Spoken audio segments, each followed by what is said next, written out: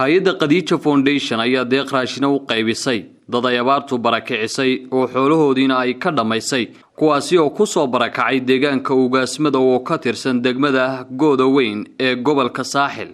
dadkaasi ayaa ah kuwa aan haysan biyo iyo cunno ay cunaan.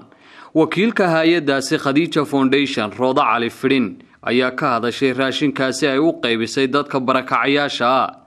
maanta halkan waxaan wax ugu qaybinaynaa 300 oo reer oo barakacyaal ah oo u badan maato caruur yaryar iyo hooyooyin. maanta waxaan ugu qaybinaynaa raashin ka kooban bariis, sonkor, caano, daqiiq, saliid. waa ubadkii Soomaaliland baa halkan maanta fadhiyo oo bilaa tacliina oo bilaa raashina oo bilaa ay huwadaan dhaxanta ka huwadaan ma haystaan. qof kastaba Soomaaliland oo mas'uula aakhira waa lagu weydiinaya kulli raaci mas'uul can raaciyatihi. mid kastaba dad mas'uuliyadda qaaday caruurta dib u soo eeg oo dadkan u imaada. dadka abaaraysan ee raashinka loo qaybiyay ayaa iyaguna u mahad celiyay hay'adda Khadiija Foundation.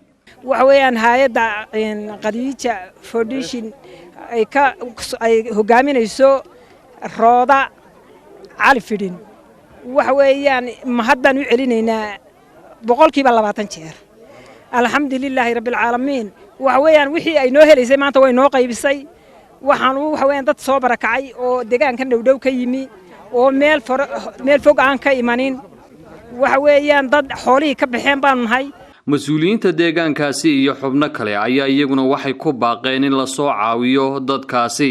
xukuumadda Jamhuuriyadda Soomaaliland gobolka Saaxil hay'adaha khayriga ah dhammaantoodba inay sidaa ay Khadiija Foundation dadka ugu diirnaxday ee ay deeqda degdega ah maanta 300 qoys ee halka maanta ay la soo gaadheen waxay ay dhariga ku shubaan iyadoo baahidii aan kala badnayn oo dhaxanti jirto oo biyo la'aanti jirto oo waayo la'aanti jirto oo dawo la'aanti jirto. waxaan ahay xildhibaan ka tirsan golaha deegaanka degmada Sheekh.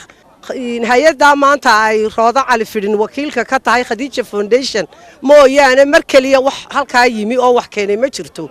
dhammaan ummadda Soomaaliland iyo dawladda Soomaaliland ee uu hogaaminayo Muuse Biixi Cabdi waxa aanu jecelnahay inay indha naxariis la ku soo eegaan.